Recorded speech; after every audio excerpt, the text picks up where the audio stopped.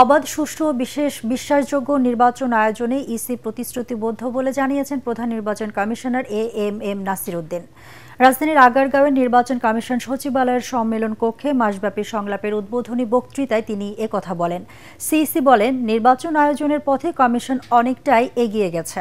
সকালে সুশীল সমাজের প্রতিনিধিরা সংলাপে অংশ নেন, আর বেলা 2:30টায় শিক্ষাবিদ অধ্যাপকদের সঙ্গে বৈঠকে বসবে ইসি।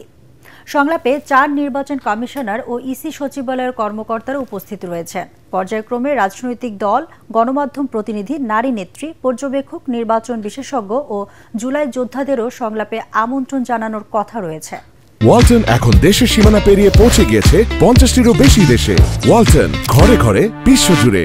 জাতি পুনর্গঠন প্রক্রিয়ায় প্রবাসী বাংলাদেশিদের সক্রিয় অংশগ্রহণের আহ্বান জানিয়েছেন প্রধান উপদেষ্টা ডক্টর মোহাম্মদ ইউনূস। নিউ ইয়র্কে NRB connect day empowering global বাংলাদেশিদের শীর্ষক অনুষ্ঠানে এই আহ্বান জানান প্রধান উপদেষ্টা। প্রবাসী বাংলাদেশিদেরকে দেশের অবিচ্ছেদ্য অংশ হিসেবে বর্ণনা করে তিনি বলেন, নিজ নিজ সক্ষমতায় অবদান রেখে জুলাই আন্দোলন পরবর্তী পরিবর্তনগুলোকে এগিয়ে নিতে গুরুত্বপূর্ণ ভূমিকা পালন করতে পারে প্রবাসীরা। বিডার নির্বাহী চেয়ারম্যান চৌধুরী আশিক মাহমুদ বিন হারুনের উপস্থাপনায় অনুষ্ঠানে যুক্তরাষ্ট্র সফররত বিএনপি, জামায়াত ও এনসিপি নেতারাও বক্তব্য রাখেন।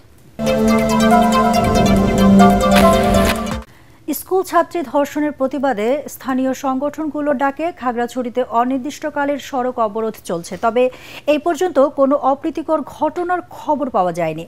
তবে গতকাল পিকেটারদের সড়কে দেখা গেলেও আজ তা চোখে পড়ছে না।